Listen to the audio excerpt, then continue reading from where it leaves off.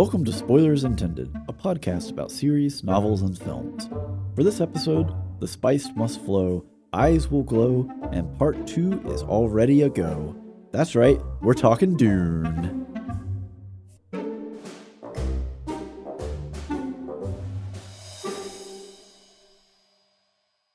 Hey everybody, welcome to the show. I'm Stephen Ford, joined as always by Andrew Knuckles. Hey, how's it going? And Joel Killingsworth. Hello. I can't remember what you did last time, so I was going to ping you for whether or not it was changed, but it doesn't matter. No, you did it a is thing. the exact same thing. It's the same thing every time. If you listen to the No Way Home, Spider-Man No Way Home episode, then you know that I have asserted that it's the same every time. And at some point, there will be a supercut of every single Joel. Hello. And it's actually Hello. just one cut from one episode repeated 20 times, so you can feel like you were there. That's the magic of editing. He doesn't actually say anything. Andrew just puts it in there after the fact. It's just so much work. I don't actually exist. He did it. No. He did it once. You did it once. So it's just like being the original voice actor for the Roadrunner. They only paid her for Meep, one meep. meep, and they played it twice.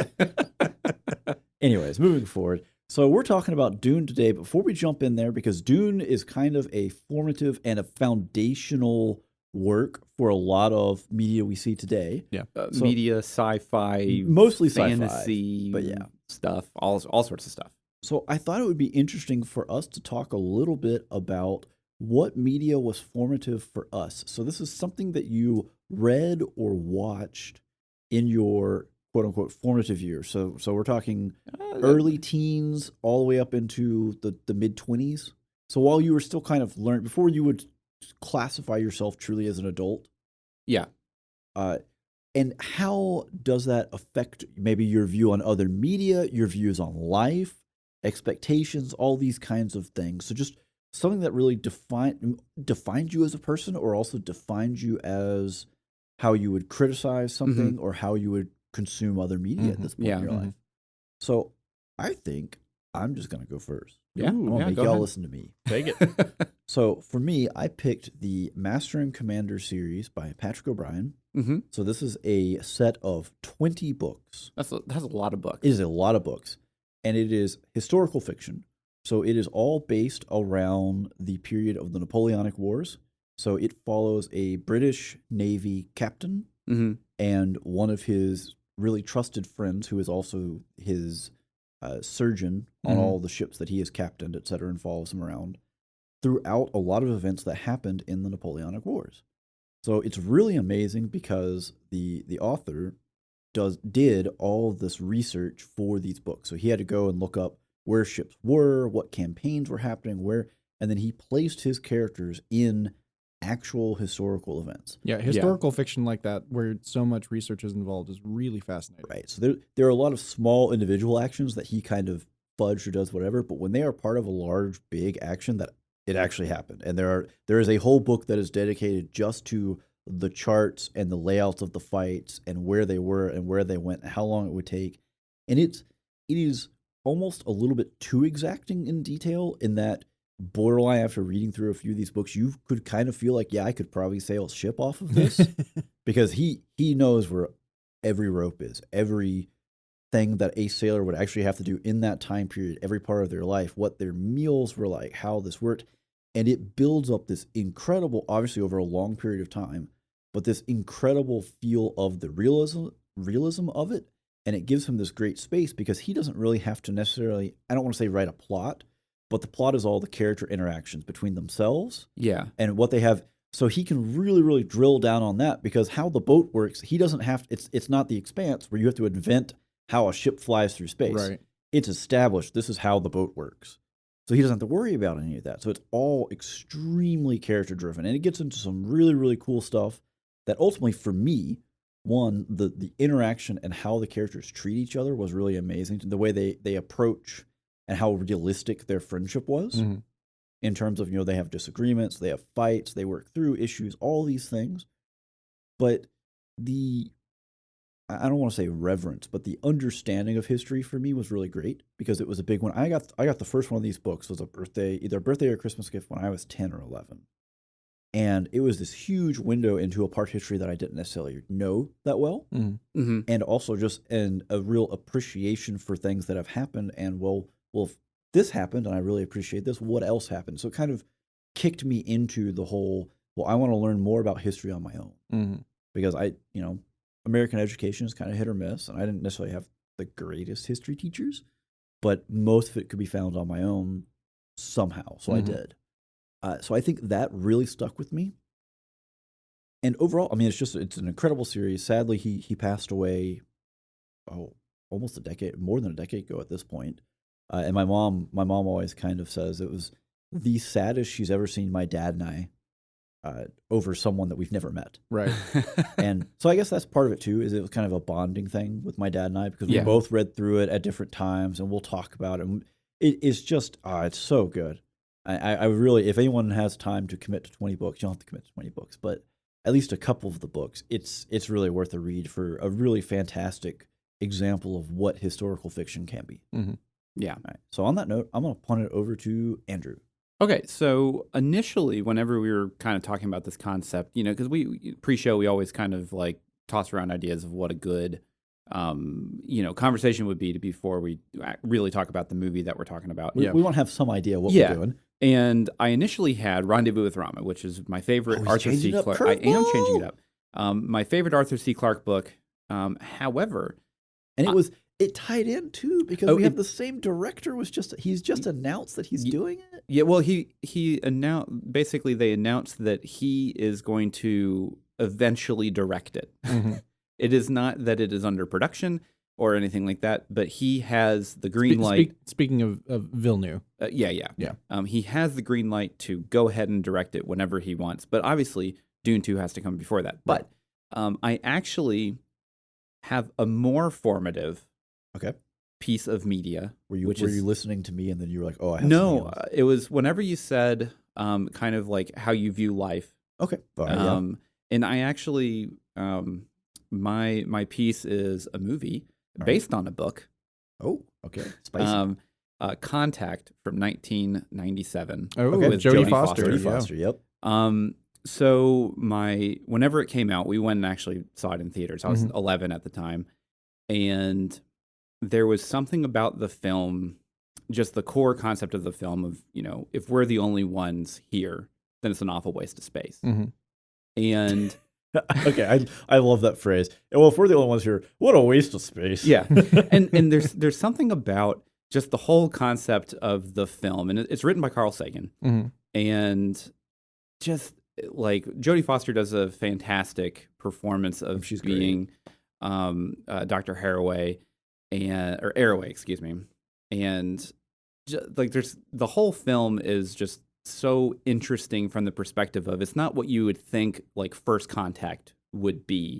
Because you have like Close Encounters of the Third Kind and all these other alien films from the 70s and 80s and even the 90s and that kind of stuff, like in Independence Day and that kind of stuff, where they have malicious intent or they, like they're trying to invade us. And this was Contact of what more than likely what it would actually be like, to where we receive some kind of message via radio waves, because that's pretty much the only real way that we would actually receive information, just because the law of physics of light travel and all that kind of stuff just dictates how that would be. The distances are just so incredibly vast. It's like it is space. Like a lot of people don't really understand how big space is. It's such an unfathomable number of nothingness that just exist outside of our atmosphere, that it's such a hard concept to grasp. And I feel that Contact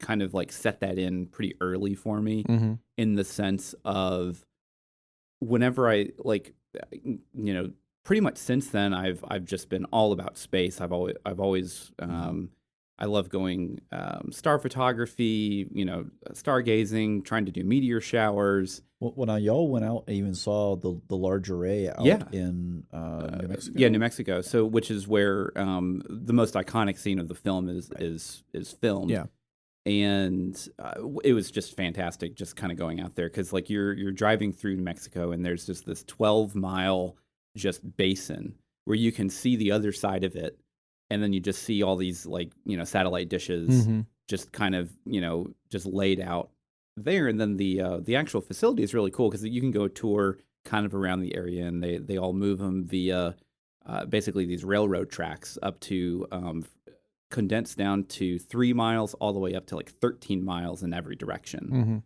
And it's at the time I'm still not entirely sure, but it may be the largest radio telescope in the world still, but I may be wrong. There may be one down in Chile that is larger now, just since then. But either way, it's a huge man-made object. Yeah, or objects, in the and desert. you can actually see it from space, which is really cool Yeah. too. And there's something about the film that whenever I watched it, it kind of set in the idea of a very realistic sci-fi. Of that's kind of what I try and seek out whenever I'm looking at like new shows, that kind of stuff. So like Rendezvous with Rama or Arthur C. Clarke is pretty much like right up that alley. 2001: Space Odyssey. I loved just kind of the general interaction of how an astronomer would just look at contact in a very scientific way instead of these bombastic characters that are like in Independence Day where these aliens are trying to come Welcome to Earth. yeah. That kind of stuff. Yeah. And it's like that's not really how you would accept that. Yeah. Like it's so much more of a like that. I just couldn't see that being a thing. And there's just something about that movie, and unfortunately, a lot of people at the time did not really think it adapted Carl Sagan's book very well, which is classic Hollywood. That's just how it works. But I'll probably rewatch that movie maybe 2 or 3 times a year, just because you get in the itch, and you're like, oh man, I gotta try it, watch it again, and then and I know every single beat of that film, and it's just great. So yeah, Joel. Well, for me, it has to be The Wheel of Time by Robert Jordan. The Amazon series, the book series. I have to get that in there. Which including the prequel that was written kind of in the middle there, and after Robert Jordan passed away, the 3 final books of the series that were written by Brandon Sanderson. The whole series is 15 books long, so similar to Master and Commander. If you want to get into this, it's got to commit. And I will tell you, the Wheel of Time books are a lot. Master and Commander books top out in the 300 and 400 pages. That is not where Wheel of Time tops out. Yeah, and for me, like you talked about this kind of being a bonding medium with you and your dad. For me, it was me and my older brother who was reading through these and gave them to me and said, "You'd really like these." It was a really fantastic stepping stone in my journey of coming to love literature, and because growing up as a kid, read all of the classic little children's fairy tale stuff, stopped off at Chronicles of Narnia, and all of that kind of thing, and this was really the first adult grand fantasy series that I had read. Had you hit Tolkien yet at that point? I had hit Tolkien, Okay. But Tolkien was He's a historian. already antiquated in style. He's a linguist. Well, linguist, but Yeah. Right, Anyways, so Tolkien is antiquated in style, and while he's unrivaled to this day as a world builder, his method of writing is more like he's writing a history than writing a novel. Right. And that's how I meant historian. but the depth of description and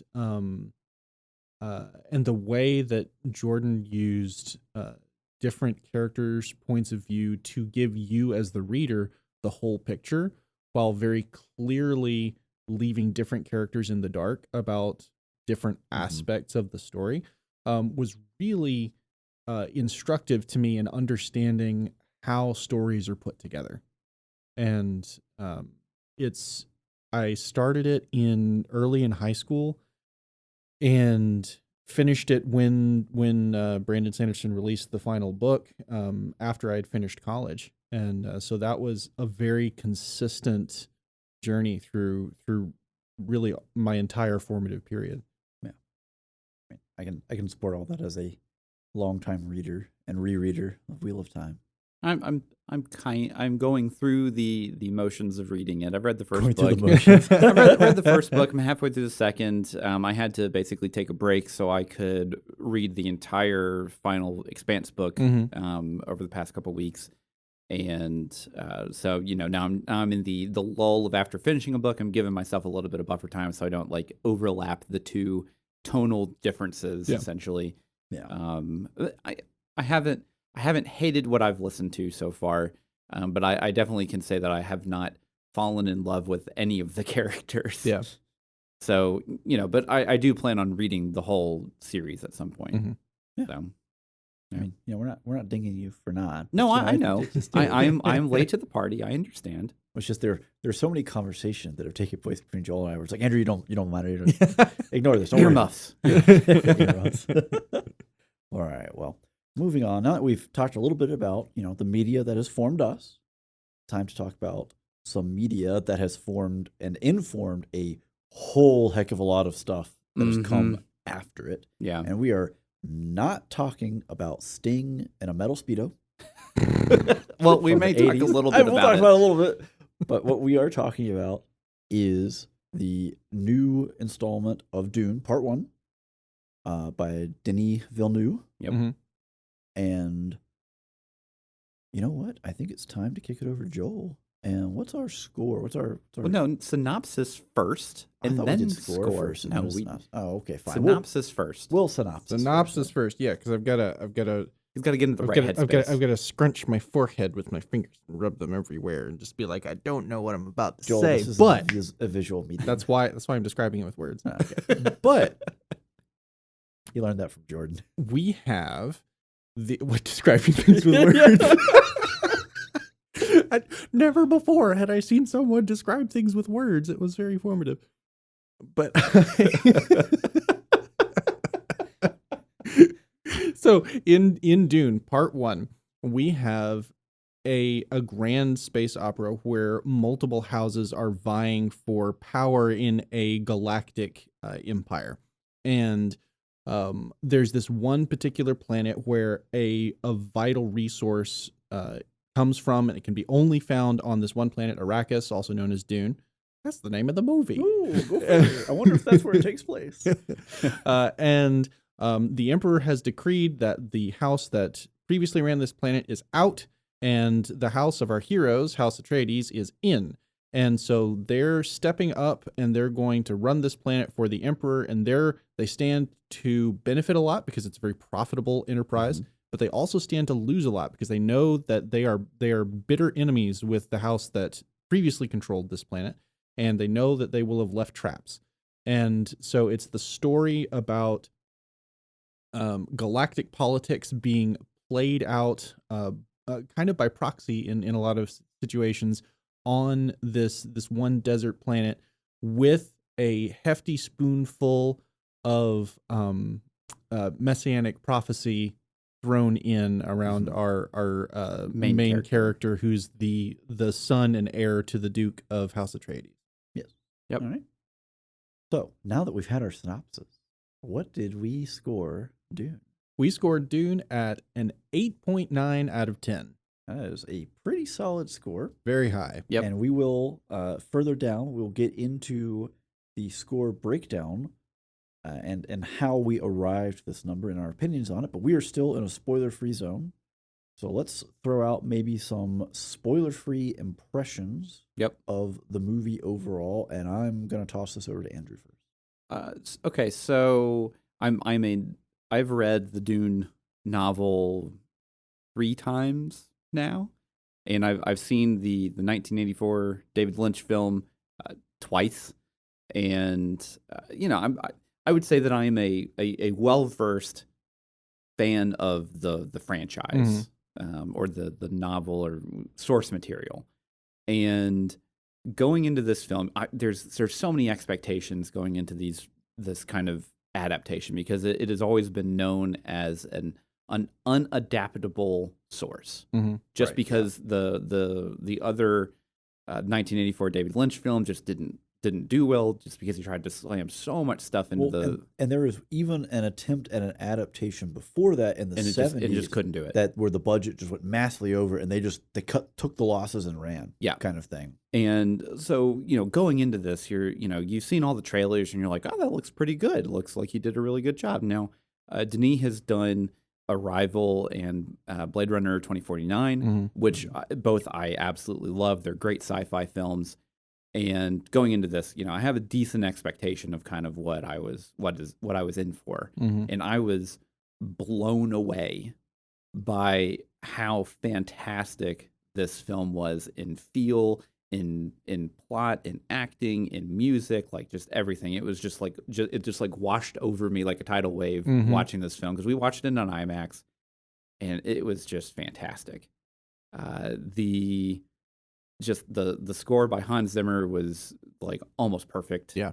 The cinematography by Denis was just like, there are just some key scenes which we'll get into a little bit later once we pass the spoiler wall, that just like blow you away just with his use of lighting and composition and all this other kind of stuff. I mean, it's just like as close to like a sci-fi masterpiece that we could imagine. I mean, we put it at an 8.9. Yep. Right. And that the is second highest that we've had. That is Spider-Verse. high mark. Well, second highest so far. Second highest so far, yeah. Spider-Verse was the other one. But that is some really high marks coming from us, honestly. Yeah.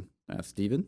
Oh, you're going to throw it back to me. Wow. Yeah, I mean, it's hard to say, what's not to love, right? It's almost hard to fill that in a little bit. And, again, as you kind of touched on, it was the unadaptable book. Yeah.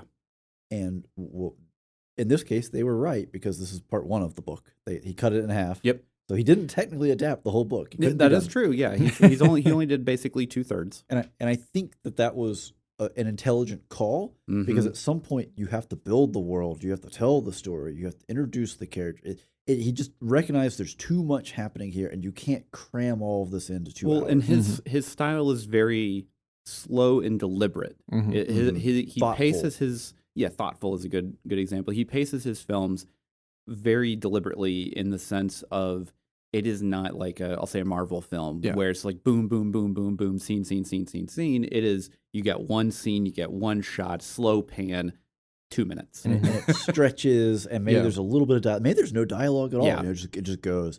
But yeah, this is the kind of film and the kind of material that I think he really excels at. Absolutely. And I think that he really appreciates and loves. And also Zimmer as well. Zimmer in an interview has said that he was a really big fan of the series growing up. Read it when he was like 17. And I think you really see that love poured into it, and the appreciation. Yeah. And I'm pretty sure that Hans Zimmer and Denis, whenever they were offered, basically like to take Dune on, they were like, that was kind of like their white whale of like films and adaptations that they have always wanted to do. Yeah. Well, I mean, when Denis had the opportunity, he was doing 2049. And then this opportunity came up, and he was, well, I'm going to take it, but I want Zimmer. Yep. So before it was even really said, I was like, well, this is who I'm getting. Yep. So I mean, Zimmer just does fantastic with atmospheric scores. Yeah. Joel? So for me, the best part about the film was the way that the pacing allowed you to be pulled into each and every scene completely. You talked about the pacing being deliberate, being thoughtful. This is something like I absolutely loved Blade Runner 2049 for exactly the same reason. It gives you this experience of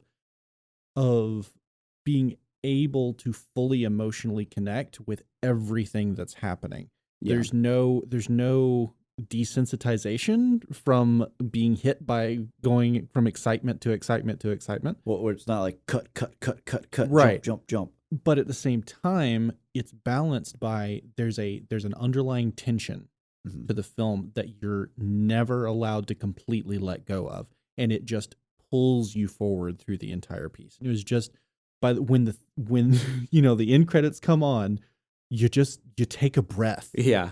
Because you haven't really been able to take a breath yet. And it's so good. You've been holding your breath for basically 2.5 hours. Yeah. You're just blue in the face, and you're just like, oh wow, Yeah. that was an experience. Yeah. While Zimmer is just bearing down on you. Whoa, Yeah, yeah. gotta push that tension through in music. Yeah. So the shields are about to go down. The spoilers will flow. And patreon.com/spoilersintendedpodcast is vital for space travel. Welcome to the intermission.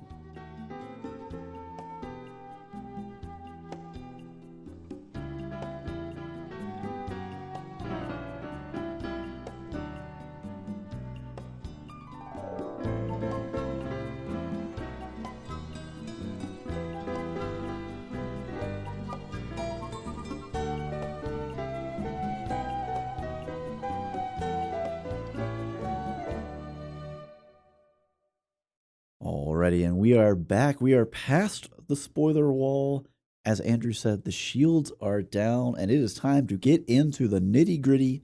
We scored this an 8.9. Yep. The spice must flow. And how are we going to break that down? So for our scoring metric, our rubric, we have 4 categories that we are concerned with. So that is spectacle, performance, score, and plot. And we'll give a little bit of blurb for each of those as we hit them.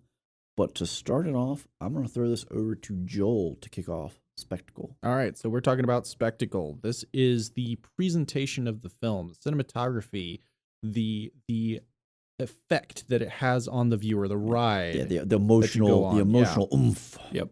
And I gave this a perfect 10. You have no self-control. I just can't There's going to be a lot of lack of self-control. It was absolutely amazing. I mean, I meant what I said before the spoiler wall. I said what I meant. The credits hit, and you take a breath for the first time in 2.5 hours. Yeah. It was that amazing of a ride. So since the movie came out back in October, I think after we went and saw the movie in IMAX, we then watched it at home on HBO probably 2 more times. Mm-hmm. And yeah, we have a pretty nice sound system here and everything like that. And obviously you're not going to get the IMAX experience by watching it at home. Mm-hmm. But it didn't matter.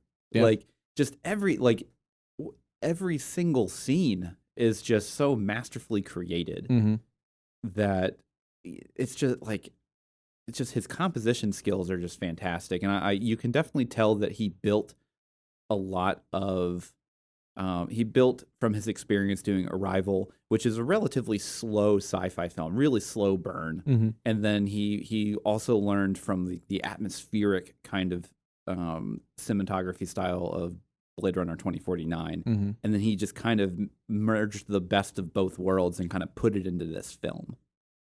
So Joel, you gave it a 10. Yeah. So what give me a big factor in that 10. A big ornithopters.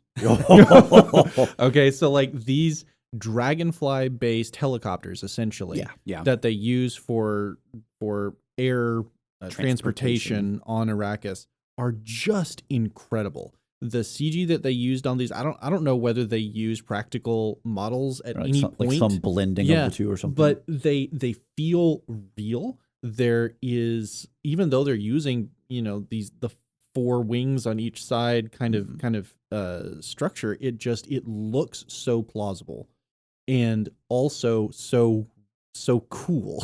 well, also very alien. Yeah. It kind of looks like an attack helicopter in general shape, but it functions completely differently. And it has this element of being jet propelled, but also having it's like familiar but alien. Right. And so I know these things don't exist, but it is still now on my bucket list to fly in one anyway. So you need Disney to get the rights to make like a ride. Yeah, there we go. The Millennium Falcon. I mean, you ride. never know. You may have some random billionaire that's like, I want to make one of those. Elon Musk, you hearing this? Yeah. Right I was gonna say Elon Musk. I mean, come on, man. Where's the ornithopters at?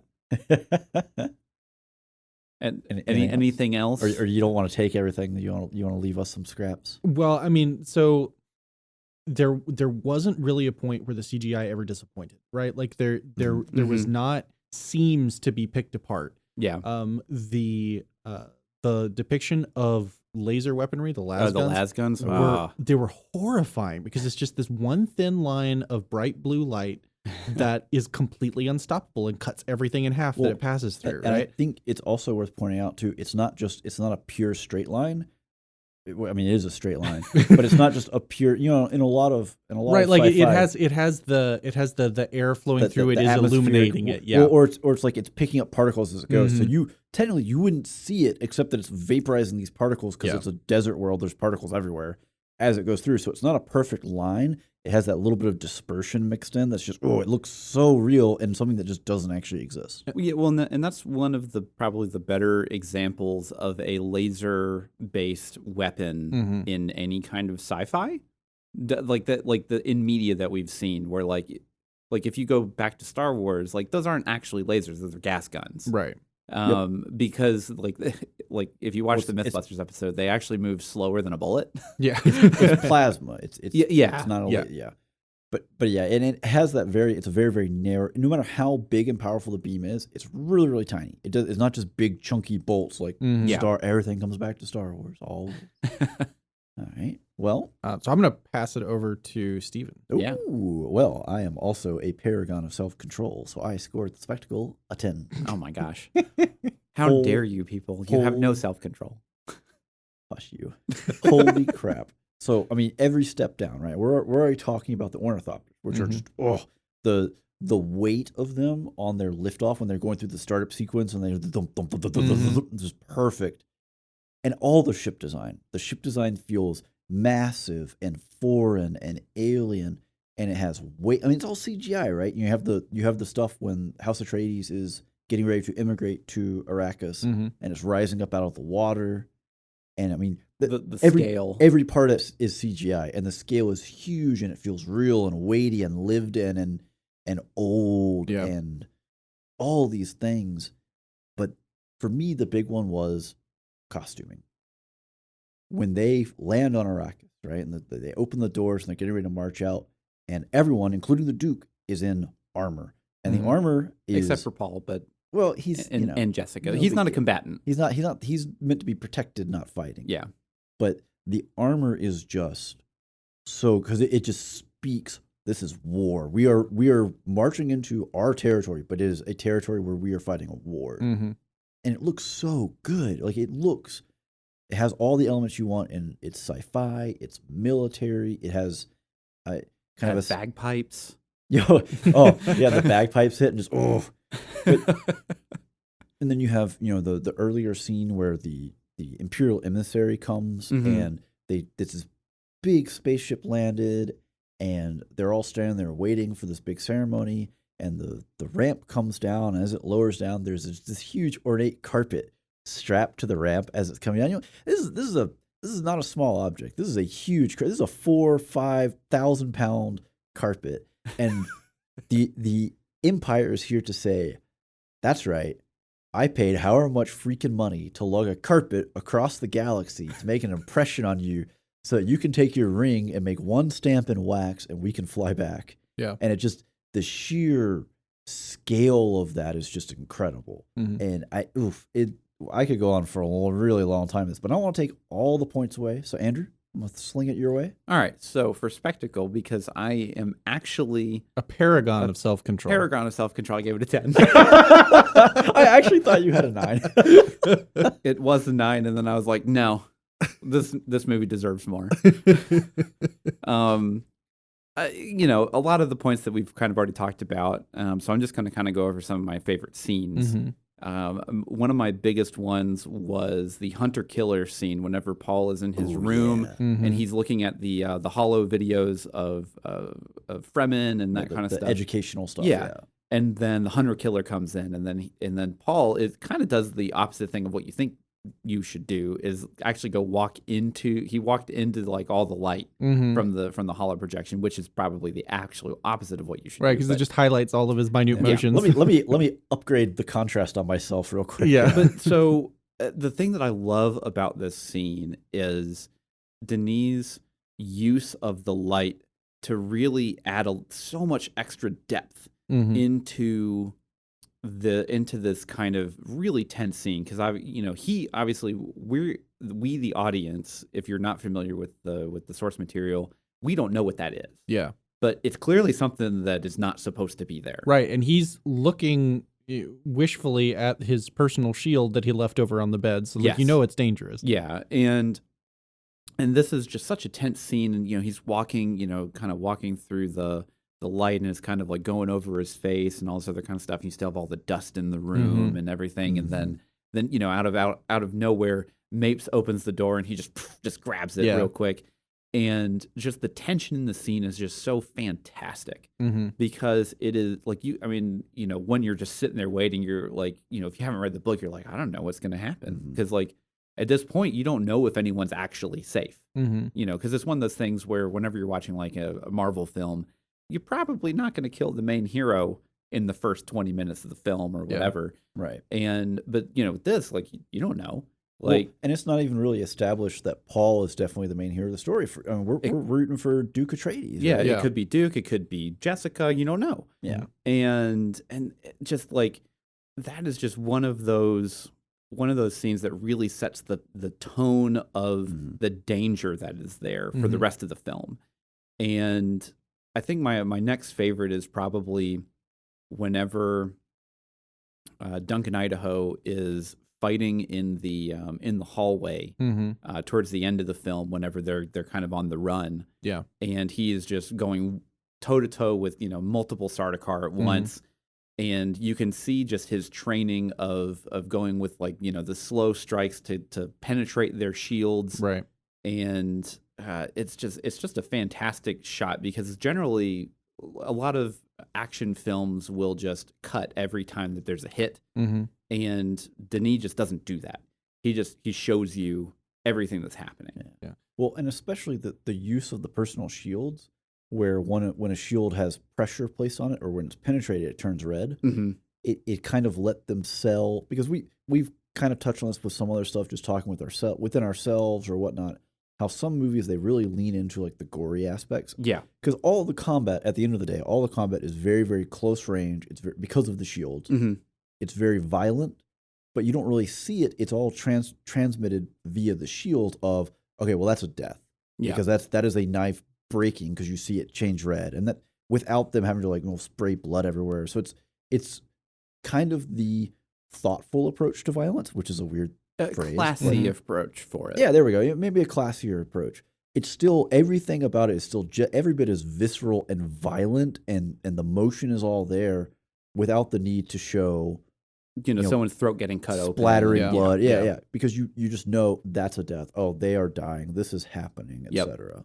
Yeah, and it just does such a good job with explaining just kind of how the world works without having to explain exposition, these kind of like nuances throughout the film. Well, and throughout, I can make a complaint about a lot of maybe the more modern films where it's nighttime, and here's my main character, and maybe there's a little fire over here, and I can't see a thing. But we have had so many scenes in this that take place in the dark, especially when they are back on the Atreides Caladan? home planet. Yes, Caladan. Which is a very wet. We have the juxtaposition of this world is very wet, green. It's Scotland. Yeah, they break out back, but it is either dense fog, raining, or they're next to a lake in every single scene on there to really drive home the where you are. It's not Dune. It's not. It is not There's Dune. no sand here. But even in the dark fog with just a couple of little lights, every scene, the people you need to see, you can see. You know what is happening. So even when he's making use of like the lighting to heighten tension, you still know who it is. You don't have that moment where you're questioning, who is this person?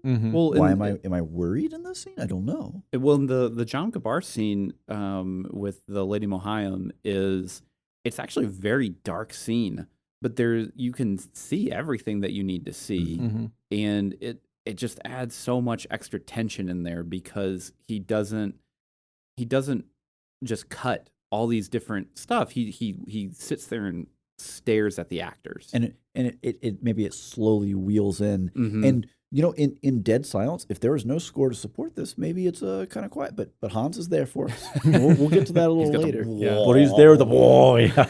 And I mean, speaking of the sound design, we haven't even touched on the use of the voice yet. And Ooh. that was it's the multi-layered many voices speaking the same thing at once with the very commanding tone of the I want to say we're getting completely off. Wrong. The Bene Gesserit. Bene Gesserit, there we go. Thank you. With the, it's kind of, I mean, it's basically the Same same concept. Yeah. But when the Bene Gesserit use their ability to kind of feel out a person and then sort of get the right tone to command them with, and the way that they portrayed that on screen was just like the first time that you hear it, it shocks you. It's frightening. Yeah. It's in your face, auditorily speaking. Yeah. And and there's a little bit of camera stuff going on when it hits. But it really, like, that sound design element really drives home and sells the power of these individuals, which can be understated in a way that makes you not really understand. Right. And in the book, maybe, reading the book, you're like, well, this is really powerful. And how you could represent that on screen, I mean, it could have been the Force, right? It could have been anything, like the hand wave. Well, these are not the droids you're looking for. It could have just as easily been something like that. But the primal base layer they put down on it when it hits, because ultimately, I mean, the Bene Gesserit are all women, and Jessica is not a particularly intimidating individual. And then she speaks and that lands, and she's like, oh, yeah, that is something. And the pivotal scene in the film where she has to use it to save herself and Paul. And like once Paul manages to he barely eke out, do it just enough to where he gets the guard to release her gag, and then they are just putty in her hands, and she is ruthless and merciless in the use of her power to in self defense. Yeah. And it was really, really well done. Yeah. Well, I think we've hit around most everything we want on Spectacle. Yes, no, maybe so. Yep, that seems fine to me. Right. So moving forward, next up in our list is the performance. So for this, we are looking at not just the casting choices, but how well the actors are doing on screen, how well they're selling us on these characters. Yeah. And an important caveat here is plot is coming up later. So we are really trying to seek to divide the actual performance away from the writing. So if you have someone who is doing a good job and they weren't given a whole lot to work with, trying to not penalize there, or the vice versa of, hey, this is a really rich, interesting, deep character, and you're a plank. We're gonna punish you for it, right? Yeah, and that's really where we're trying to land. So I'm gonna kick this over to Andrew to start. Okay. So for performance, I did a 9. I felt that Timothy Chalamet's choice as an actor for Paul was just fantastic. He really fits the smoldering teen that just he just has this look. And he's also really the first Paul that we've gotten on screen that kind of fits the physical description from the book. Well, I mean, honestly, because he's a scrawny kid. The guy in David Lynch's, he's a little too bulky. He's a little too bulky, but they actually have basically the same look, just like with the kind of like ruffly hair and that kind of stuff. But Timothy just does such a fantastic job, and I mean, like there was a couple moments that at the beginning it kind of felt that he didn't really have a lot to work with. Just because, like, he was a little, there just wasn't a lot for him to just do. But then the second that they get into the desert and he has to take control to make sure that him and Jessica survive, especially in the tent whenever he has the vision and kind of like the watershed moment for him of him really coming into his Messiah level kind of visions and that kind of stuff. Really start showing his range as an actor. Yeah. And, it's kind of one of those things, just moving over to like Duncan, Idaho, which is Jason Momoa. He kind of plays the same character in most of all of his films. And I don't think that's a bad thing here because Duncan Idaho's character is well, it's a good casting. Yeah, it's right? just a great casting for it. He is going to do what he's going to do, but in this case, that's exactly what we want him to do, so it's perfect. Yeah. And I would absolutely say that Oscar Isaac as Duke Leto Atreides is So just good. fantastic. Oh, yeah. good. Never shave that man again. No more clean shaven Poe. Like, we're moving away from this. Like Yeah, give he's me a got feudal that, like, lord. Good grief. Yeah, he's just got the chin and the jawline for that really nice beard, like that ducal beard. A nice feudal beard here. Yeah. So Yeah, what about you, Steven? jumping in here, I gave the casting a 9. Okay. So overall, really good, really well done. I like you said, Oscar Isaac, Momoa, Chalamet, these people, they're in the right place and they're doing the right things. Also, I think, and I've forgotten her first name, but Ferguson, Yeah. she's playing Jessica. Yeah. Mhm. Great job. And I think that they also maybe gave her a little more to work with than the book would have given. Definitely. I mean, so Herbert, this was written in 1967. Something like that, yeah. And, it's definitely one of those where a lot of books around that time would maybe not utilize their female characters as much as a lot of people do now, or Yeah. that we would want. I mean, sci-fi has always kind of been the bastion of progressivism. Yeah. When you have that, because you see a lot in a lot of Because sci-fi. it's supposed to be future. Right. Well, how do you know it's sci-fi? Well, the military is very much so an even split of men and women, Yeah. these kind of things. But I think we'll get into it with the plot talk, but there's maybe a little bit of added scenes where she got maybe a little more to work with, and Yeah. she does a phenomenal job with it. Especially whenever Paul is taking the test and she is on the other side of the door. Oh, yeah. Doing the basically what in the book is Paul's inner monologue The of mantra. the mantra of fear, and then she's doing it, and it is just Because it's like fantastic. she understands that if her son who she's been training fails this test, he just dies. He just dies, yeah. Right. And so like she is trying to control the panic that is seizing her in that moment of total uncertainty. Yeah. Well, and one of the reasons why Dune was the unadaptable book, right, is that so much of it takes place in the characters' minds. Mhm. So how do you express these emotions? How do you get that without everyone breathy whispering to themselves, "Hi, 1984, looking at you." Like, how do you express these things that are going on? And they do a fantastic job of that. Yeah. Another one, maybe it's more just a question of the perfect casting, right? Josh Brolin. Yeah. As, He was great as I've totally blanked on the character's name. oh my gosh. Gurney Halleck. Yes. There it is. Gurney. Brilliant. It just a really great casting and handles it really well. The scene with the Imperial delegate landing and you have Isaac telling Smile, him, Gurney." smile, Gurney. I am smiling. It's just so good. Yeah. And his interactions, you have Chalamet and Momoa interacting where they're kind of the buddy. Yeah. And then Momoa goes off on his mission, and now you have Brolin steps in as kind of, well, I'm picking up your training in the meantime. Yep. And then their chemistry and how well they interact with each other is great. It just there's very few negatives. And I think maybe if I had to pick at one or two, Skarsgård as Baron Harkonnen Mm-hmm. is maybe a little wasted just because he gets the fat suit, and so it kind of limits the range of expressiveness. And then the character itself just isn't very expressive. Yeah. He's fairly deliberate, methodical, slow, ponderous maybe is the word we're looking for here. Yeah. In his movements. So maybe that hurts Skarsgård a little bit. That does engender a certain kind of menace. It's its own kind of menace, and it's not that he doesn't project it. It's just Skarsgård is capable of a lot of things. Yeah.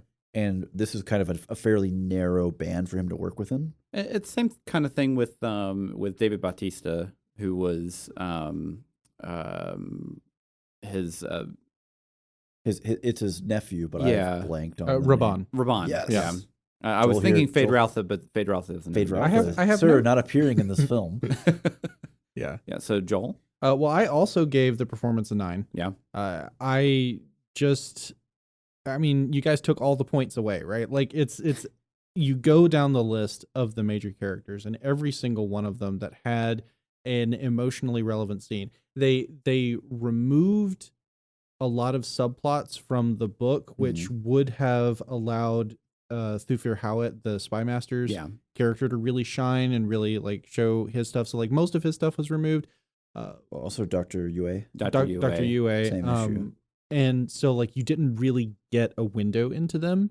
So they didn't really just have a lot of opportunity. Right. There just wasn't much there. Yeah. But everything else, they absolutely 100% sold everything that they were trying to get across. You understood their motivations. You understood what they were going through, the emotions that they were experiencing at the time. It was just fantastic. Yep. I know what it is. That when I'm trying to think of Scars, kind of the limited role feel. So going back to No Way Home, right? Yeah. When you have someone like Defoe on screen and he gets to pivot back and forth from the two things, that's a huge range to cover. And being able to jump from one side of it to the other is kind of him showing off, essentially. Yeah. And the character lets him show off. And it's not that the Baron should have those swings. It's just that role, Skarsgård is capable of those swings. Right. And he doesn't get to showcase it there. Yeah. So I think maybe that's where I'm thinking. It's kind of almost like you could have had someone else and maybe even paid a little less, and it probably would have been okay just because the character is the suit and the movement more than anything. Well, and we have to assume that for part 2, we're going to get a lot more interaction with him because he's no longer the menace of just kind of like the overarching plot for the movie. He is now the owner of Arrakis again, and he is going to have spoiler right there. he's going to have a direct line because we already know that Fade Ralph is going to be in the next film. And has Fade Ralph been cast? I don't know. think we've heard. We have not seen a casting for him, but it has been confirmed that he will be in the film. I'll be intrigued to see who they pick there. Yeah. But anyway, I would only say that I would the character of Cheney, who in part 1 really only appears in Paul's visions and then a little bit at the end. The performance from Zendaya for this character was adequate, but like and you know during the dream sequences or the visions, she's just like tell us how much she's just do. looking, Stare, right? Like there's not stare off into the distance and look like you are and then contemplating. look behind you. Right. Yeah. And so, but like you get to the end where she has her first actual physical meeting with Paul, and there wasn't a lot there. It was a very short scene, but also like it didn't feel like she added a whole lot to it. So like I would hope for just a little bit more there, but it's such a tiny nitpick. Well, and there's a lot of screen time devoted to her, but it's all silent and it's all doing the same three motions basically, which is the smolder into the distance and then look over your shoulder thing. Well, and there's nothing to work with there. Yeah. Well, then you have Hans Zimmer's track just like over, But yeah, I mean, you could have just not paid her to be there and put a hood over it and just had anybody there. Yeah. And been probably okay. Before we jump forward, I know you're ready to go, but Dr. Keynes as well. Mm-hmm. Kynes. Y'all are the ones that listen to the audio book. I just make it up as I go along. All right. Yeah. So I think that role ultimately gets more to work with in this it's a different way to work with it because in the book you get other interactions, but this, especially the way that she goes out as a character, you get to really sell there without including like the whole subplot that kind of exemplified itself in like the dinner party scene in the book. We'll get to it in the plot, but the dinner party scene not being in there was probably a loss. Yeah, because you don't really get to know the local characters as much in the pre-action environment. Right. Yeah. Yeah. But you do get at least a little bit of the interaction there in the Ornithopter when we have the big scene with the spice miner that gets attacked by the worm. And you get some of it there, but I think really she shines late as she kind of helps the escape and then her own resolution, I guess. Because there's the whole thing of I'm being instructed to betray these people, and I'm actually really growing to like them kind and of respect like them and who they are. Yeah. All right. So, which again we covered. We missed out on some of that ability to develop some of that, which we'll get into that. So going forward, it is time to score the score. So this is the music the composition, the impact it has on the movie, how well is it used, does it add, does it detract, etc. So I'm going to toss this over to Joel first, because we took all the good points last time, Andrew. I'll let Joel have first bite. So the score by Hans Zimmer was absolutely phenomenal. But what's your score? It was a 9. Okay. And the only reason that it is not a 10, and this has nothing to do with the composition, it has to do with how it was applied in the film. The mixing? The mixing is that there are important scenes where the music drowns out the dialogue. And unless you have subtitles, you may not know what's going on.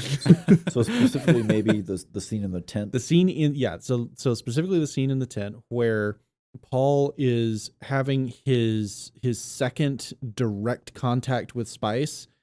Unfiltered melange. And those are words. And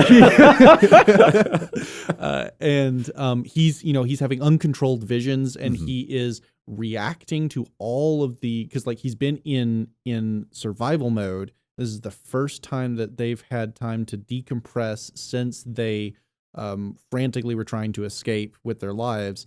And he's going through all of this, and he's screaming and shouting at his mother, "You did this to me. You made me a freak." And he is attempting to relay to us, the audience, a interpretation of the flashes and images that we're seeing on the screen of his visions, where he's seeing the wars that will happen possibly, right? Yeah. Like this is a possible future that he is seeing. Yeah. And he's trying to explain this, and it's kind of a stream of consciousness flow of words that are coming out of his mouth. It's the closest you get to kind of in the book where you have the internal monologue. Yeah.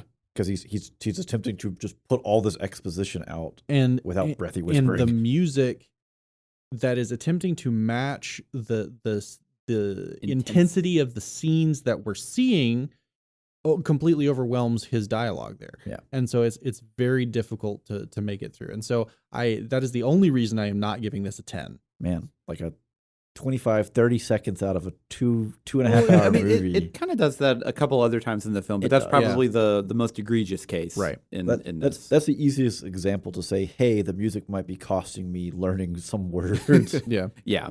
Well, and especially in such a film that is already very sparing with what it tells you.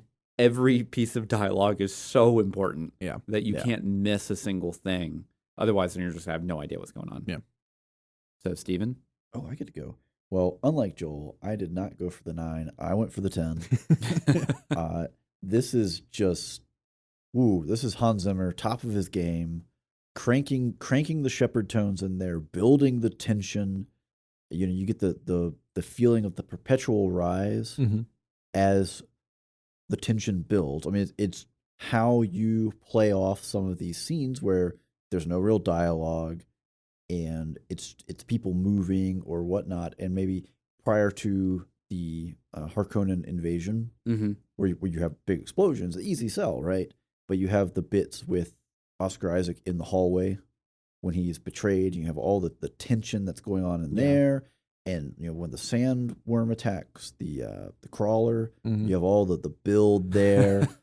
When Paul has, some spice gasms, you have all the build there, sometimes for a detriment, but it's there, and it's there. And I think that was one of the big advantages of seeing it in an IMAX or just in a big theater with a good functioning sound system, is you really get the pressure, the intensity of all of that.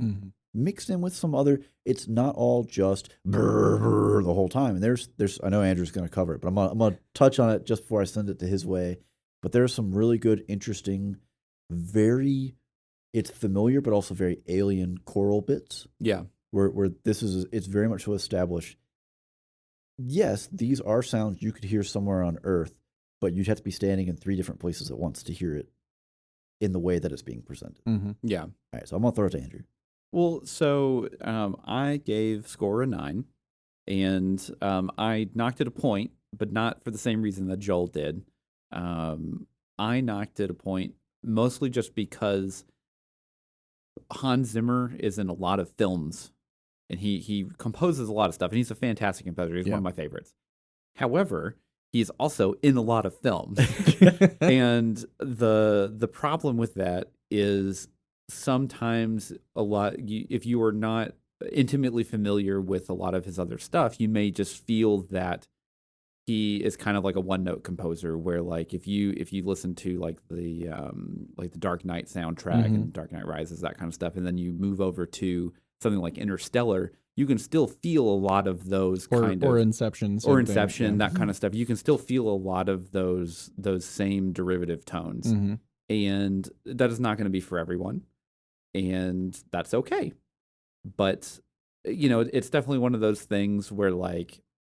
I think that Dune is probably one of his best soundtracks that he's done. Maybe not the best, but it's very, very close. Man, now I just want to go listen to the Interstellar soundtrack again. The Interstellar soundtrack is just fantastic. So many good options here. And a fun thing too is he one of the things that I really enjoyed that he did was he kind of pulled. So in Interstellar, there's this scene where they're on a really small planet that has these tidal waves that kind of go across the planet. And the sound that he has there is just kind of like this ticking like clock, because basically every tick is another, I think, like day or year or something like that. Time is very accelerated at that point on Earth while they're on there. So that time is ticking, and then it's also kind of like a timer coming down to when this tidal wave comes and hits them, because I think it's mountains, but it's actually not. It's just a big tidal wave. So while these these ticks and stuff are happening, and they're kind of like looking at this tidal wave coming. Zimmer just does a fantastic job of building up this tension in this scene. And my favorite thing that he did to kind of like, I'd say call back to that, but also utilize that, is the scene when the sandworm comes to the crawler and basically eats it. Because whenever it's coming, he's actually using almost the exact same technique to build up this really heavy tension while Duke Leto Atreides is trying to evacuate these people from the crawler, and he's trying to figure out, where everyone is, where his son is, and they're trying to, get everyone out. And while this is happening, you just have like this massive score that is just building and building and building and building. And then when they finally have the worm show up, and then Paul and Gurney Halleck are running back to the Thopter, and then they all just kind of like basically. It vibrates the sand, and they both just kind of fall down. And they're just like, oh, this is really bad. Yeah. Like, we have no chance here. Like, you have this massive score that is finally giving you the payoff that you were expecting for the past 4 minutes. Yeah. It is a really long 4 minutes of this happening. And it's just fantastic. I mean, it's definitely one of my favorite scenes in like a film that I've seen in, probably the last decade. I love how Andrew's like, well, I gave him a 9, and I took a point away because I like him. He's my favorite, but he's everywhere, and I'm tired of them giving me what I want all the time. And that's basically what you said. I'm giving a point for the other people that may not necessarily like Hans Zimmer as much as I do. No, that's fair. If Hans Zimmer isn't your cup of tea, and what he does isn't your cup of tea, you're going to suffer. Yeah. Because there's no escaping that this is a Hans Zimmer score. Yeah. And that's kind of where I knocked a point. Otherwise, it would just be a 10, because it's like Hans Zimmer is one of my favorite composers. Well, see, I just happen to like the music. I just like what's going on. Yeah, that's fine. You do whatever you want. I did. I sure did. It's already been it's been tallied up. You can't take it back. Okay. So moving forward. Yep. We are going back to the plot, which is to talk about the plot. Joel, you want to give us a definition of plot? So plot is the things that happen. Didn't we just do this last episode? We did. Okay. We're doing it again. So repetition. Plot's the stuff that happens. Ultimately, plot is the sequence of events to pull you along through the story and showcase the characters and the setting, and help you suspend your disbelief and get immersed into the story. Right. So a big key to that is going to be consistency, not having plot holes, not having weird things that kick you out of the story, things along those lines. So let's see. I think we started with Joel last time. So go to me, I guess. Oh, Andrew wants it. I'm going to give it to Andrew. So I gave plot a 7. All right. And I mean, overall, like for quotation marks, an unadaptable source material, Right. Denis just did a fantastic job of writing the script to be a pretty tight, concise flow. And when you're trying to adapt Dune, it's such a dense book. Like Frank Herbert is a fantastic world builder. And the problem is he's a fantastic world builder. Mm-hmm. So there's so much to cover, and there's so many different little factions and other little nuances of what the Bene Gesserit are trying to do, and what Jessica is also trying to do outside of what the Bene Gesserit are wanting to do, and then why the Harkonnens are kind of getting kicked off of Dune, but they're actually really not because the Emperor's helping them. There's so many small little nuances that if you watch like David Lynch's film, the 1984, it just gets lost so quickly in the fray because he's trying to add so much stuff into the film to try and basically recreate exactly what's happening in the book. Absolutely cramming material into a 2-hour movie And in 84.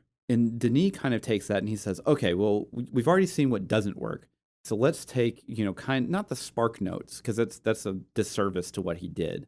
But he says, okay, we're going to take the overall look here, and we're going to take the stuff that really works. Yeah.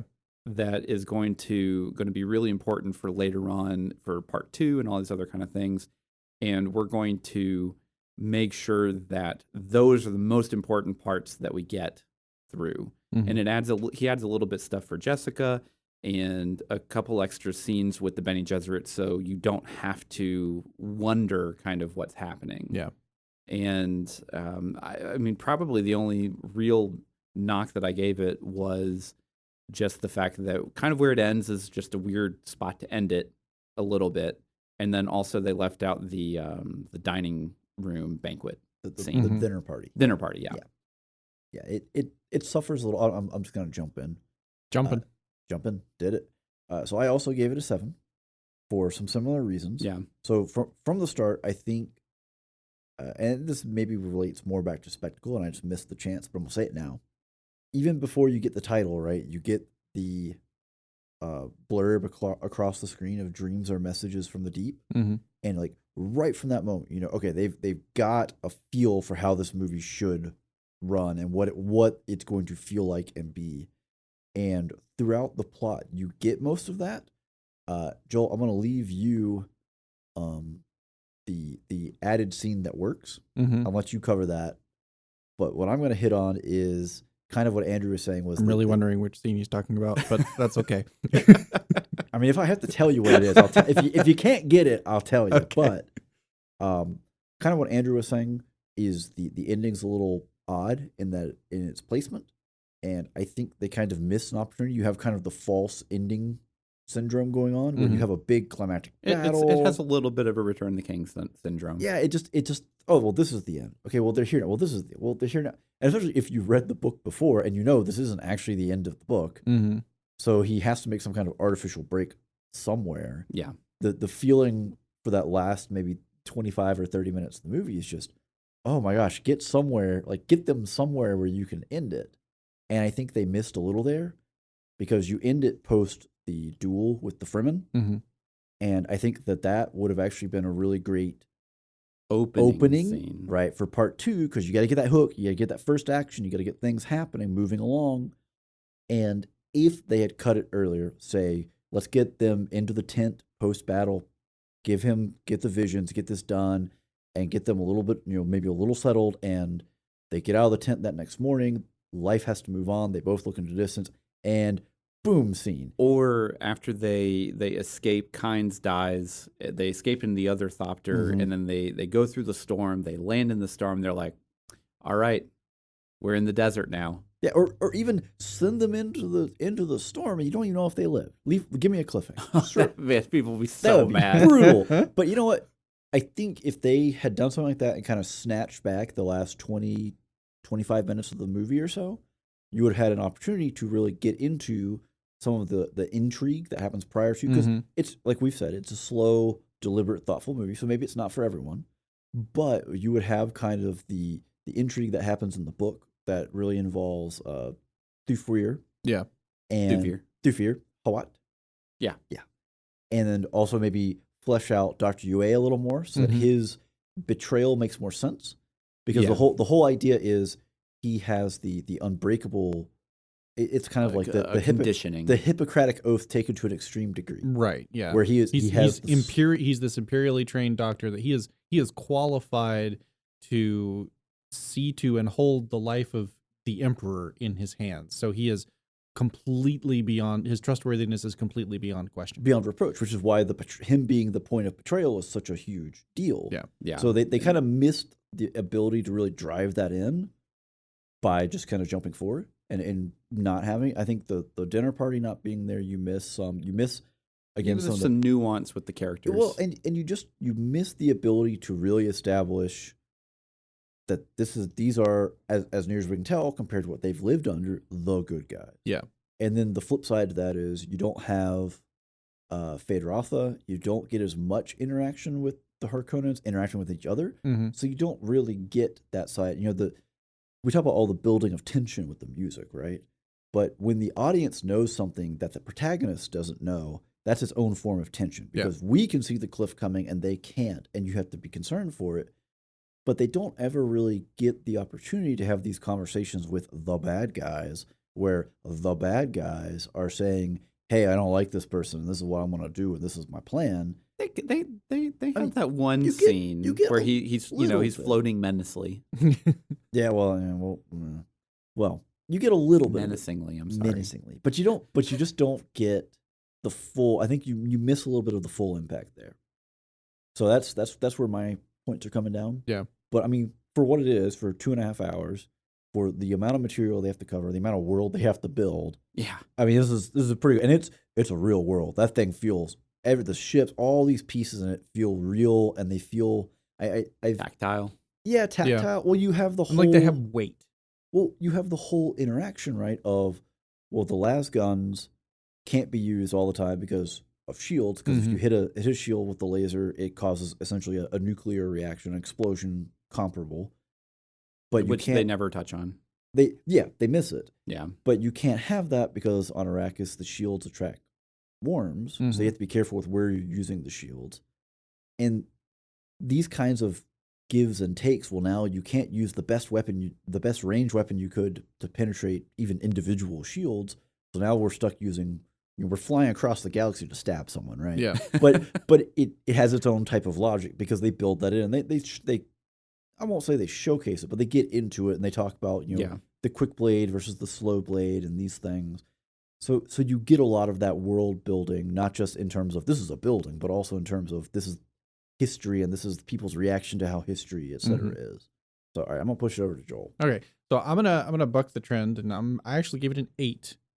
So going high, little high, little high road. I thought starting out with the good, there were points in the film where it was very clear that Villeneuve was able to distill the original novel down to its essence. Yeah, and then said, okay, I'm going to take this essence and I'm going to put it in movie form. Right. And these scenes really jumped out to me in the Ganjabar test. Jamgabar.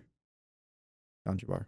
Oh yeah, never mind. Yep. World of Warcraft. The World of Warcraft has ruined me for years of rating. I'm sorry. I meant to listen to that when you said it the first time, but you did it so fast, and I was like, I don't know if I can correct it. I'm just gonna let it slide. But anyway, so like reading through the book the first time, I got to the end of that, and I really didn't understand what that was about. And I got to the end of the book, and I still didn't understand what that was about. And with a single sentence of dialogue in that scene, they were able to explain it in a way that I could absorb it. And because they said, like, if you can't, you have this power that your mother gave you that she shouldn't have, and we can't control you because you were supposed to be a girl and you would come be one of us, but you're not going to be. And if you can't exert enough self-control in this situation, then you are too dangerous to be left on the board. Yep. Right. And like that's just didn't come through to me in the trappings of the narrative of the book. And he does write it really weird. Yeah. And yeah, there are moments of like this is getting kind of trippy, and I'm not sure. And shortly Where we're after going. that, where Jessica is explaining to Paul the whole conspiracy surrounding bringing about the Kwisatz Haderach, The breeding program. yeah, and like it was all in the book. It was all steeped in mysticism and all of this stuff. Whereas in the film, they were able to peel back the layers and say, look, this is a eugenics design project that has been going on for millennia, and like this is we have these prophecies about this person, not because we've seen the future and we know that he will be there. It's because we have worked to bring about the future, and we are confident that we will be successful. Yeah, the prophecies aren't a prediction of the future. The prophecies are the design specification goals we're attempting to meet. Right. And It's bullet point number 4 on project sheet 3. We're gonna bring out the PowerPoint real quick. And it's they understand what the capabilities are going to be because that was the design all along. Right. And those kind of things, I think, being able to condense these grand topics into very simple bullet points that are conveyed via dialogue really, really helped translate this untranslatable material. Yeah. And every time that we have these moments where, because you can get caught up in this problem of, I have to tell you this world, all this exposition has to happen. Yeah. But every time we get these pieces of dialogue, they do a really good job, even though maybe the figures within it are static, of putting the camera in an interesting way, lighting in an interesting way, so it's not just two people sitting in chairs talking to each other. Mm-hmm. Yeah. So one thing I'll say, because we kind of riffed on the ending of the movie, because it feels kind of like a non-ending, which it really is, but it's more of just an extension of the general feel of kind of where the movie's going, or the next movie is going to go. And at the time, they didn't know that there was going to be another movie. So you had to end it at least some point to where if there was never going to be another film, you could at least have an idea that, okay, Paul and Jessica are in a spot to where they clearly have a general goal of where to go. Even though we're not going to, go super into detail, you can at least extrapolate from that last scene of like, okay, clearly there's desert power and all this other kind of stuff. I mean, obviously, if they weren't sure, then you should just flown them into the storm and cut a scene. And then it's like, oh, there's not another part 2. Well, I guess they died. But beyond that, sad story. Shame, real shame. One of my favorite scenes in the movie was the final knife fight between Jameis and Paul. Just because you start the movie out with this massive scale of where they're traversing different planets, they're going across this the galaxy, or where however far they're going, and they then kind of scale it down a little bit whenever the Harkonnens come and attack and sack Arakeen. And then you scale it down even more to where it's just Jessica and Paul, and then you finally get the final conflict of the film, which is just Jameis and Paul in a knife fight. And that was a terrifying experience. Yeah. Just because like the way he films it is so up close and personal, and the definition of a knife fight is up close and personal. Yeah. And I think that it for people that were expecting this massive space opera final battle, it's probably a little bit of a disappointment, just because they're expecting big explosions and Paul finally getting his knife into Harkonnen, that kind of thing, and that's not what they got. They just got this knife fight with this random dude in the desert. And as I've been over the years, after I read the books and stuff like that, and people ask me, it's like, oh, should I read Dune? And I'm like, well, if you like knife fights, read Dune. And it's definitely one of those things where but when you see it on film, it just has a different feel to it. And I liked how it ended, even though I also don't think that it should have ended there. If that makes sense. Yeah, I mean, I really liked the way the knife fight was done. Yeah. I just think it would have been really cool to start book or part 2 with that. You don't have to change anything. You just cut it earlier, keep those scenes as they were, just push it into the other one, and we're golden. Let's go. So Joel, you didn't grab my gift. I put it out there. You didn't take it. I didn't take it. I No. did. I do have a ding because that we haven't really touched on yet. Go for a ding, and then I'll give a positive after that. I felt like the whole conflict between the Harkonnens and the Atreides really suffered in this telling of the story by the Harkonnens being kind of reduced to a generic, just kind of gross evil, right? Right. Yeah. Where you have He sits in slime. He's a bad guy. right, Oil, exactly, something, right. An unknown object. Whereas in the book, Baron Harkonnen is a scheming mob boss, right? Who is orchestrating everything so that his enemies die, but his hands remain clean. Right. And there's no point where the Imperial Truthsayer can sit him down and say, "Did you do this?" and he has to lie. And it's always going to be true. That actually just this is just one more ding that I forgot to add earlier. We're getting dingy now. Whenever in the book, whenever Yue dies, it's Piter that kills him. Yeah. And not Harkonnen, because he can't get his hands dirty. Because he does, if he has to go in front of an Emperor's he's got to be able to testify under oath. Yeah, and then did you kill him? I sure didn't. Yeah, and then in the book or in the movie, he just they kind of just completely go over that and they just have him kill him, which leads to yet another plot hole, which is the whole Yue giving Leto the tooth, right? Yeah, because in the book he's like, I'm giving this to you so that you can get your revenge. I need you to kill a man for me, even though I'm betraying you. Like this is we're all in a really bad situation, and I'm giving you one final out, right? Yep. But he says right then and there in the book, I am a turncoat. They know I'm a turncoat. They will not let me close to him. Right. There is no way that I can exact this revenge on my own. Yeah. So I'm using you to do it. But in the film, like, he was right there. Like, he could have done it. Yeah, and he didn't even have a shield by well. then. Yeah. He didn't have his shield on by then. Anyways. All right, so positive. I got the positive. Joel didn't take it. I'm taking it. I didn't take it. So it came up earlier. You reminded me of it. You're talking about how they represented the voice. So we have an added scene that's not in the book, which is Jessica and Paul at breakfast. Right? Really banal. Just normal. Banal. It's banal. I don't know. Whatever. Banal. I'm going to have some bagel conversation. Yeah, we're gonna drop us some cream cheese on a bagel. We're going to be breaking Batman's back all over the place. Oh, boy. Anyways. And in that, spoilers. because we haven't really gotten much on, well, how is he trained, right? Yeah. Or what does this training entail? What is going on, etc. Well, we get the training there in a lot of ways that we never get in the book. And it's a pretty short, simple scene where she is coaching him on the voice. How do you use it? How are you practice? Show it to me. Show me what you've got.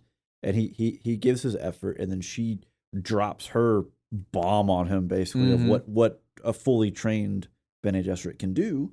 And it's such an impact because it's a fairly short scene, and you stuff a lot into it. Well, you also get insight into their relationship as well, where in the book, I mean, like, the book is very their relationship is very important, just of how they interact and kind of like how they look at each other, and that scene, him just adding it in there at the beginning, really gives you a good sense of how they're supposed to interact for the rest of the film, at least, because it changes as the book goes on and as the next movies will go on too. But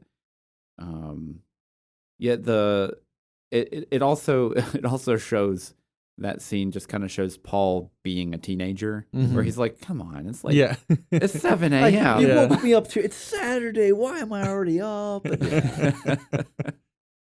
All right. Well, I think on that note, we've hit about everything we want to hit. Yeah. Any hopes for part 2? Any desires? I hope that they get Sting for Fade Routha. Oh gosh, no, hush. I mean, we can go over. I mean, we kind of went over some of our favorite parts, but we can at least give our faithfulness. Score. I'm trying to skip away from faithfulness. Yeah. Okay. So I'll give it to Joel first here. I give it an 8 for faithfulness. We've talked about not really having enough time to develop things, and like, you have to condense going from a novel to a film. Yeah. That's just all there is to it. A lot of content. But there were in some of the cases, particularly with the way that the Harkonnens were portrayed, not really having any sort of insight into Yue's motivations, other than just the very basic, they have my wife, and in the book it's a lot more nuanced and complex than that. Well, you actually get into Yue's head in the book, whereas in the movie he's never really the character the camera focuses on. Yeah, you barely see him. So there's some of the condensing was fine, and some of the condensing I felt kind of betrayed the characters a little bit.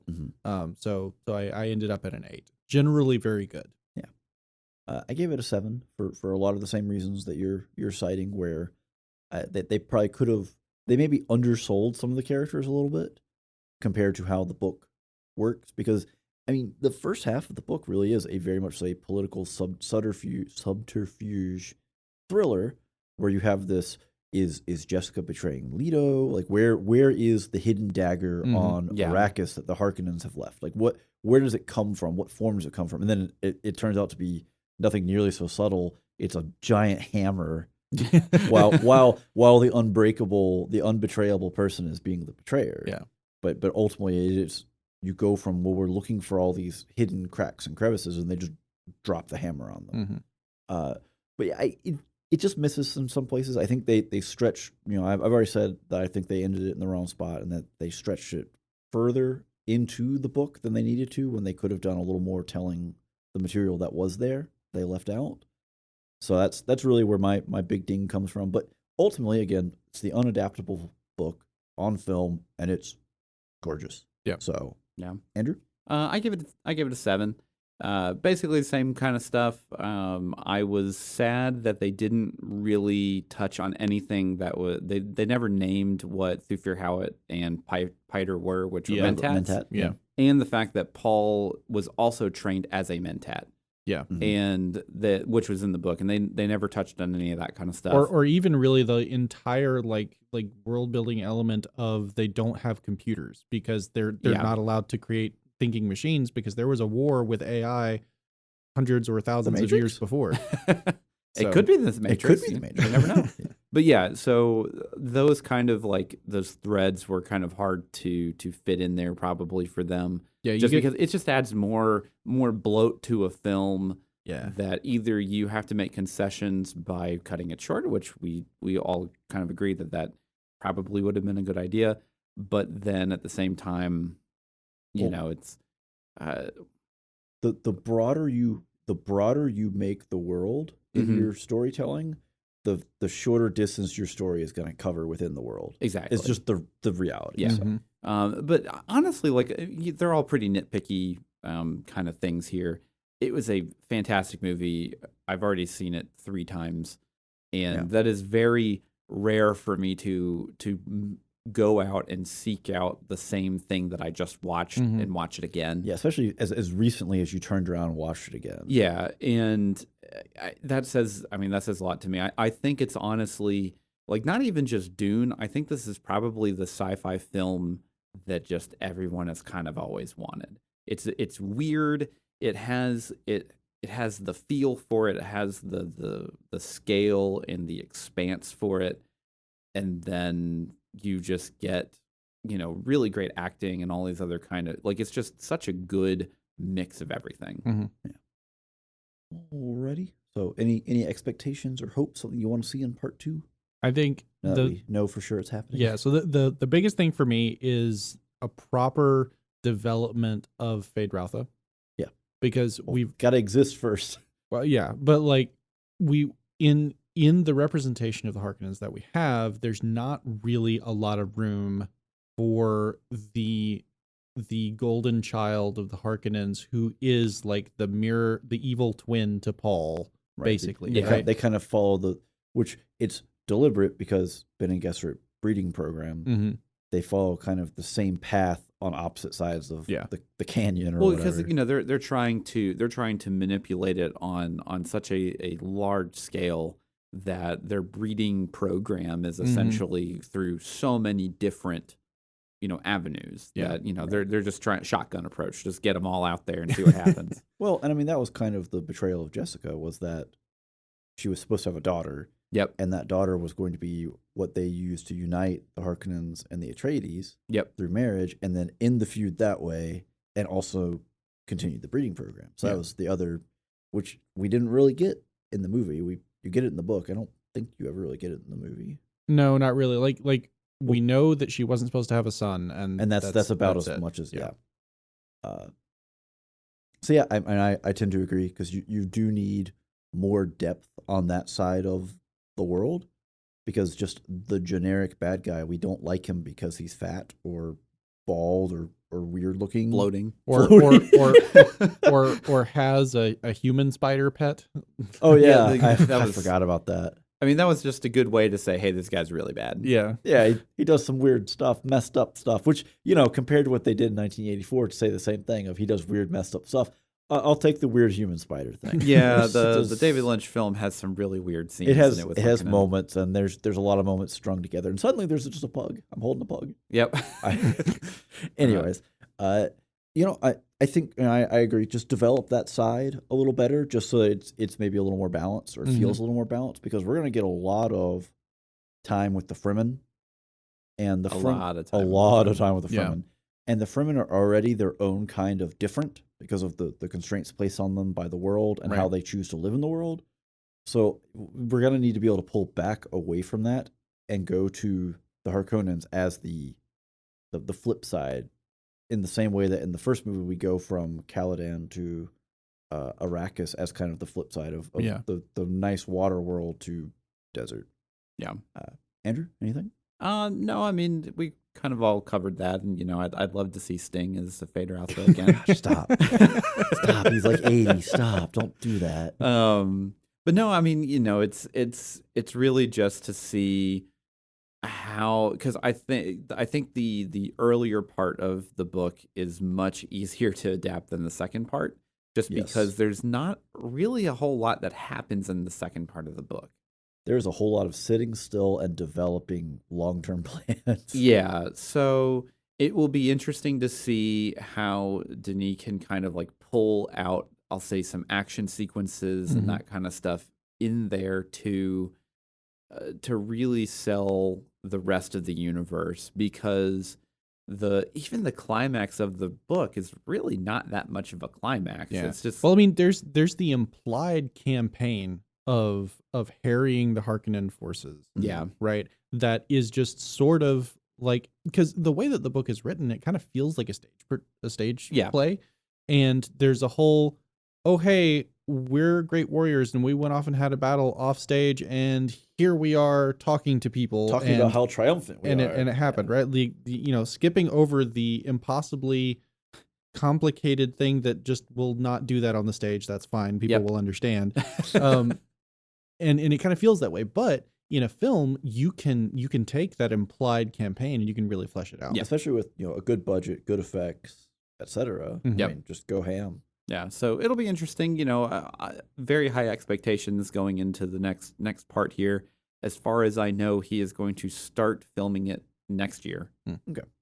So that means we probably won't get to see it until 2023, which is fine. Take all the time you want. Yeah, I mean, get it right. We thought really highly of part 1.